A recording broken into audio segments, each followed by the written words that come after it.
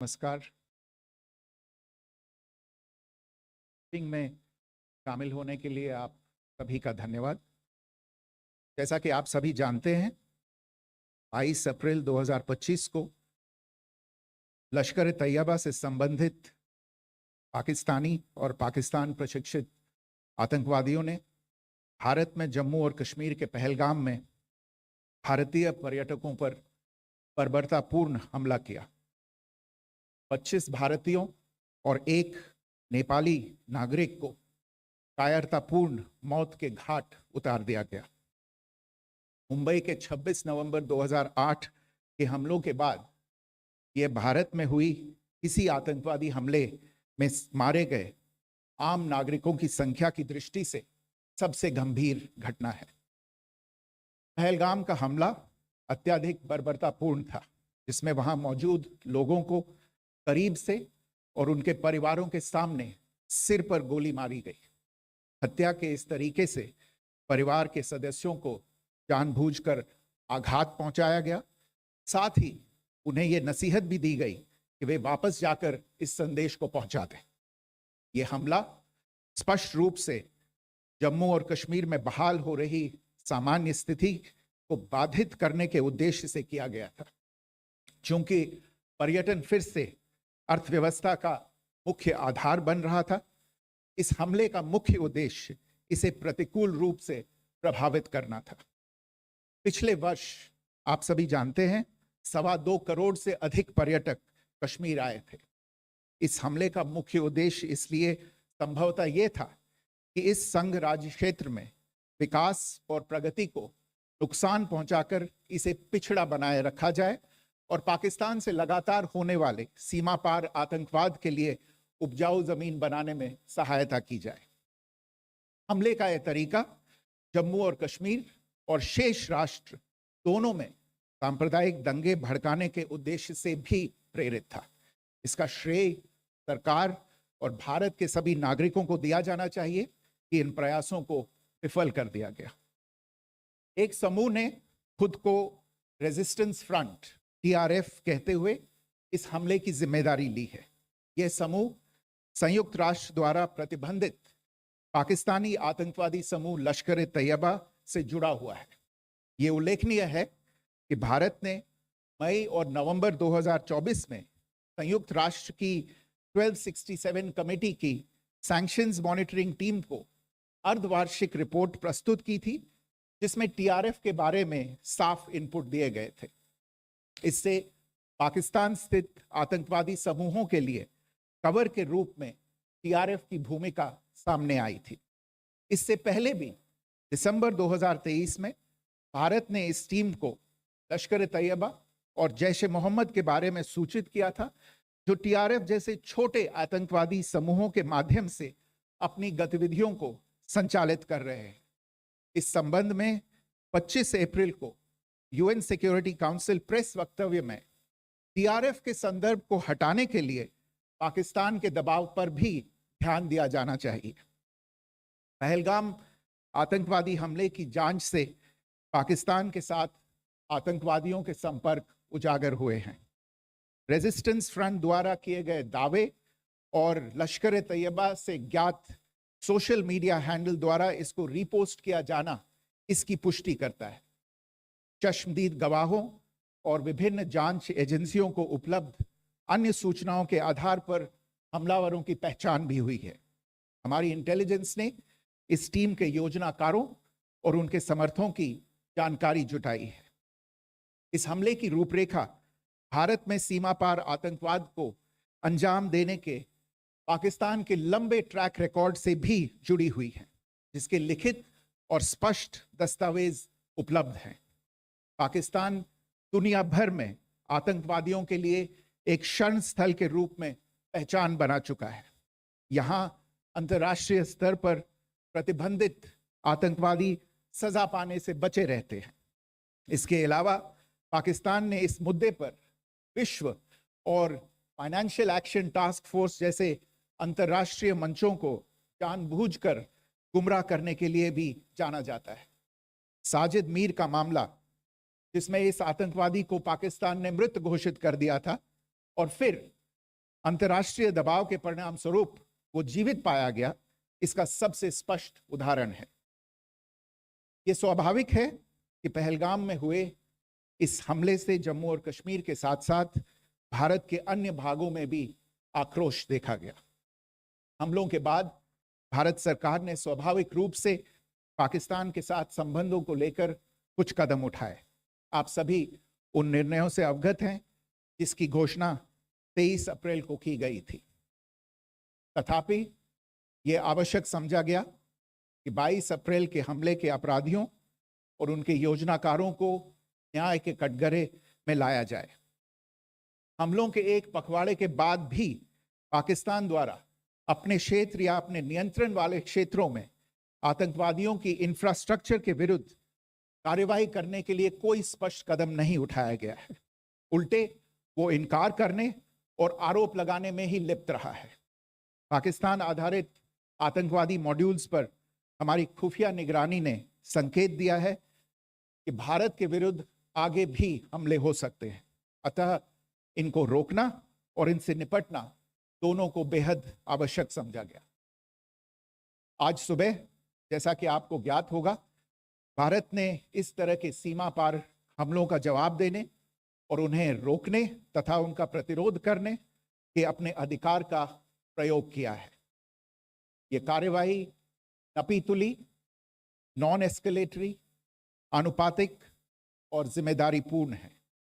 यह आतंकवाद की इंफ्रास्ट्रक्चर को समाप्त करने और भारत में भेजे जाने वाले संभावित आतंकवादियों को अक्षम बनाने पर केंद्रित है।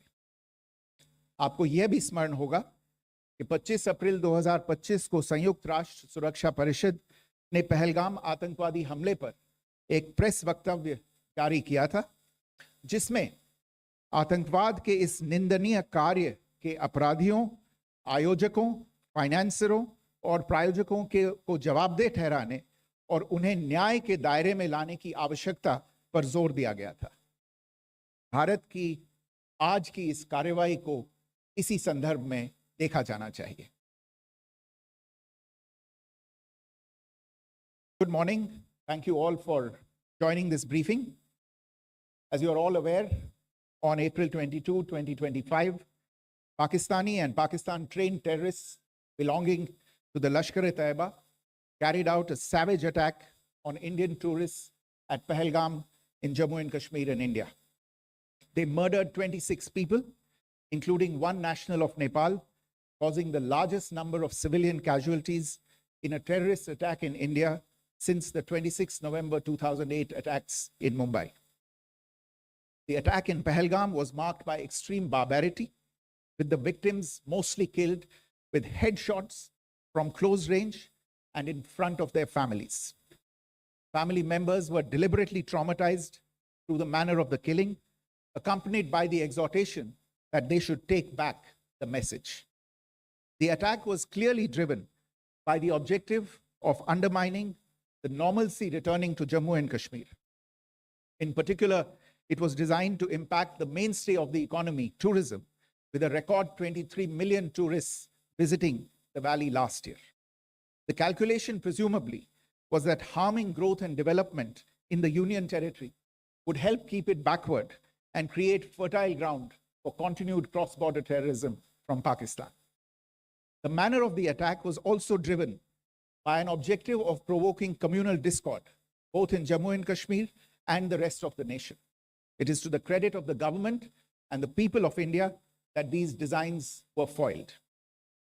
A group calling itself the Resistance Front has claimed responsibility for the attack.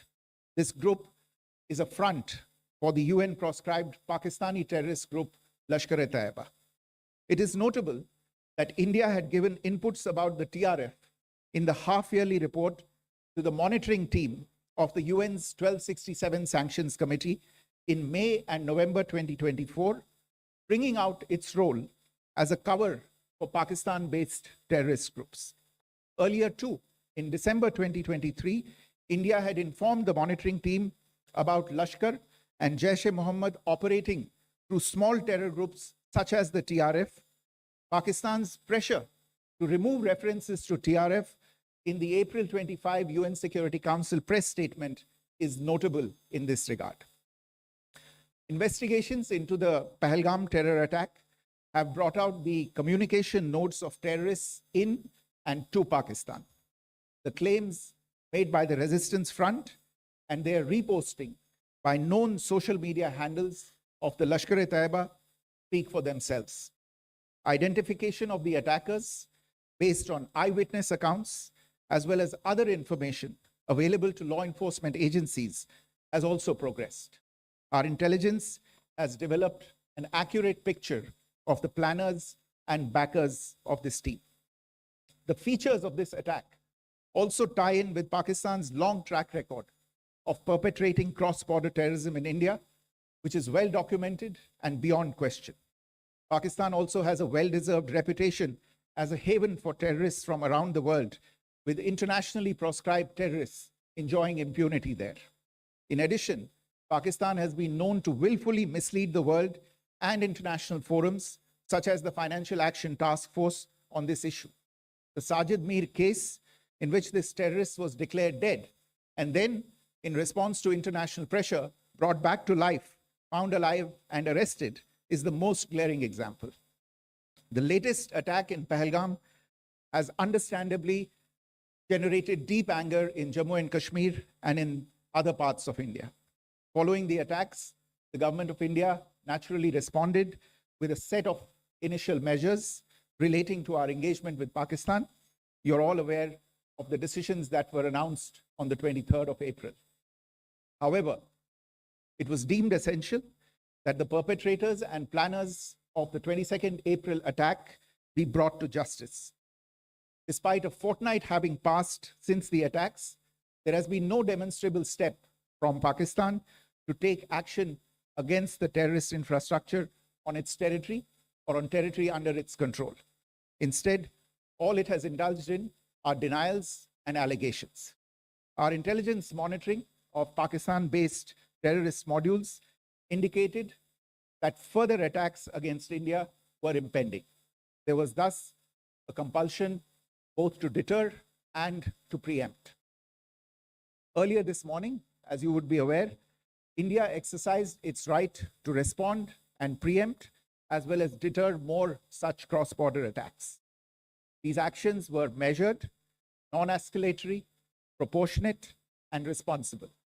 They focused on dismantling the terrorist infrastructure and disabling terrorists likely to be sent across to India.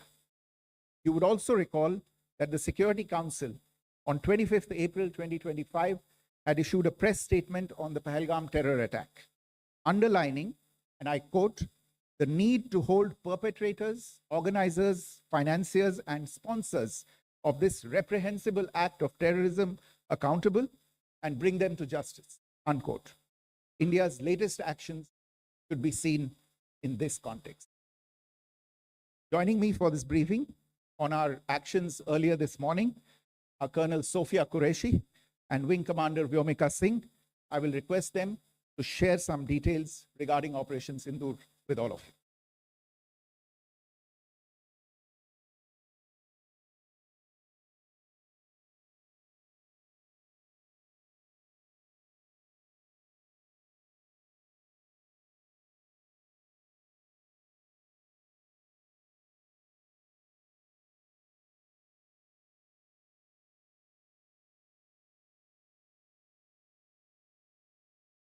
बात देवियों और सज्जनों, मैं कर्नल सोफिया कुरैशी और मेरे साथ wing commander Vyomika Singh आज आपको 6 से 7 मई 2025 की रात 1:05 से 1:30 बजे के बीच भारतीय सशस्त्र बलों द्वारा अंजाम दिए गए ऑपरेशन सिंदूर के बारे में जानकारी देंगे।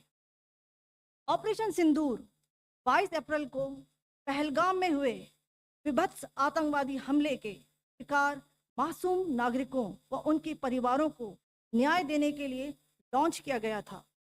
इस कार्रवाई में 9 टेररिस्ट कैंप्स को टारगेट किया गया और पूरी तरह से इसे बर्बाद किया गया। पाकिस्तान में पिछले 3 दशकों से टेरर इंफ्रास्ट्रक्चर का निर्माण हो रहा है। इसमें recruitment, indoctrination centres, training areas व लॉन्च पैड शामिल थे, जो पाकिस्तान और पाक अधिकृत जम्मू कश्मीर POJK दोनों में फैले हैं। Operation Sindoor was launched by Indian Armed Forces to deliver justice to the victims of Pahalgam terror attack and their families. 9 terrorist camps were targeted and successfully destroyed. Over the last 3 decades, Pakistan has systematically built terror infrastructure. It is a complex web of recruitment and indoctrination centers, training areas for initial and refresher courses, and launch pads for handlers. These camps are located both in Pakistan as well as Pakistan-occupied Jammu and Kashmir areas. Some of the well-known training camps are located, as you can see on the screen. They are distributed from Sawai Nala in the north, counting to approximately 21, ending at Bhagalpur to the south. इन लक्ष्यों का चयन विश्वसनीय intelligence सूचनाओं के आधार पर हुआ, ताकि आतंक गतिविधियों की रीढ़ तोड़ी जा सके, और यह खास ध्यान दिया गया कि निर्दोष नागरिकों और सिविलियन इंस्टॉलेशन को नुकसान न पहुंचे। The selection of these targets for Operation Sindoor was based on credible intelligence inputs and role of these facilities in perpetrating the terror activities. The locations were so selected to avoid damage to civilian infrastructures and loss of any civilian lives.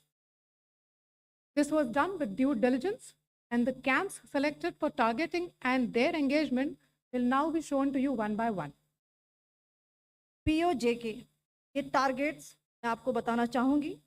सबसे पहले सवाई नाला camp Muzaffarabad, जो कि POJK के line of control से 30 kilometre दूर है। यह एक लश्कर तोयबा का ट्रेनिंग सेंटर था। 20 अक्टूबर 2024 सोनमर्ग, 24 अक्टूबर 24 गुलमर्ग, 22 अप्रैल 2025 पहलगाम, इन हमलों के आतंकियों ने यहीं से प्रशिक्षण लिया था। सैयदना बिलाल कैंप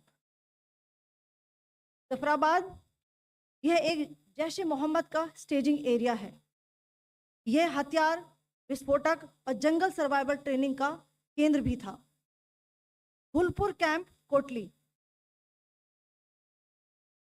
यह LOC से 30 किलोमीटर दूर था। लश्कर तोयबा का बेस था, जो रजौरी पुंछ में सक्रिय था। 20 अप्रैल 2023 को पुंछ में और 9 जून 2024 को तीर्थ यात्रियों के बस हमले में यहीं से आतंकी को ट्रेन किया गया था।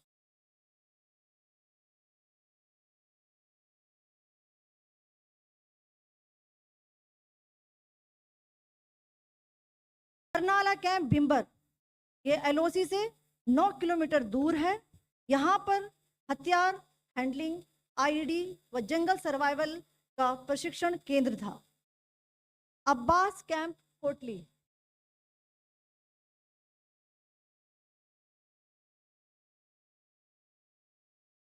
यह LOC से 13 किलोमीटर दूर है। लश्कर तोयबा का फिदाइन यहाँ तैयार होता था। इसकी कैपेसिटी 15 टेररिस्ट को ट्रेन करने की थी।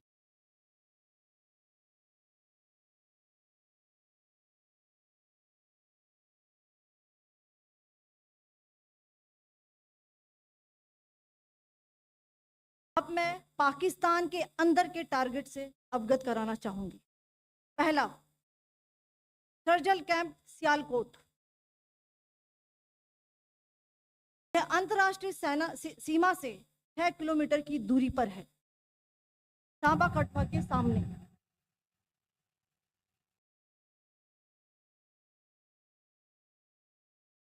मार्च 2025 में जम्मू एंड कश्मीर पुलिस के 4 जवानों को जो हत्या की गई थी, उन आतंकवादियों को इसी जगह पर ट्रेन किया गया था।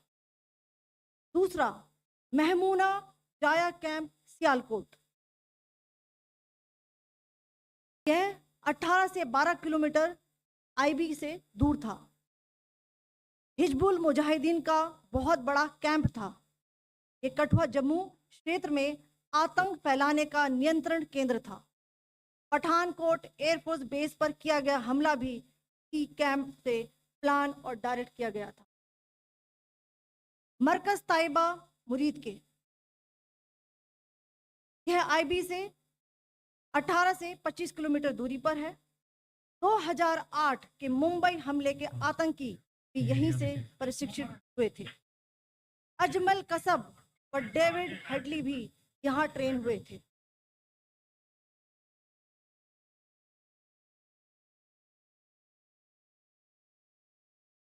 ये दूसरा आया।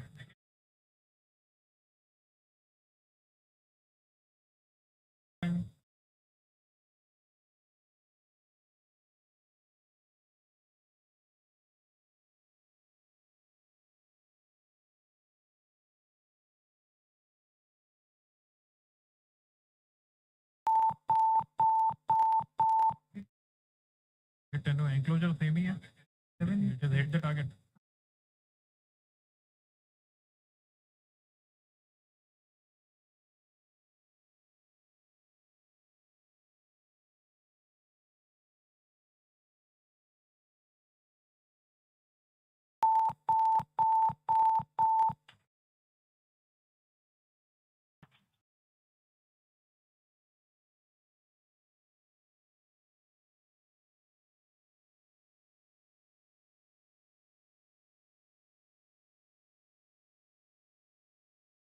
मरकज सुभान अल्लाह भावलपुर के इंटरनेशनल बाउंड्री से 100 किलोमीटर दूर है। जैश ए मोहम्मद का मुख्यालय था। यहाँ पर रिक्रूटमेंट, ट्रेनिंग व इंडोक्ट्रिनेशन का केंद्र भी था। शीर्ष आतंकी अक्सर यहाँ आते थे। मैं आप सबको बताना चाहती हूँ कि किसी भी सैन्य ठिकाने का निशाना नहीं बनाया गया और अभी तक किसी तरह की नागरिक क्षति की रिपोर्ट नहीं है। धन्यवाद। जय Hind. The strike on the terror camps were undertaken through precision capability, as shown to you. A niche technology weapons with careful selection of warheads was ensured so that there will be no collateral damage. The point of impact in each of the target was a specific building or a group of buildings. All the targets were neutralized with clinical efficiency, and the results reiterate the professionalism of the Indian Armed Forces in the planning and execution of their operations. No military establishments were targeted. India has demonstrated considerable restraint in its response. However, it must be said that the Indian Armed Forces are fully prepared to respond to Pakistani misadventures, if any, that will escalate the situation. Jai Hind, and thank you very much. Ladies and gentlemen, friends in the media, I ask your indulgence today in view of the fact that this is still an evolving situation. We will therefore not be able to take questions and answers today, but we will come back for more updates and more briefings shortly. Thank you all very much for joining us this morning. Thank you.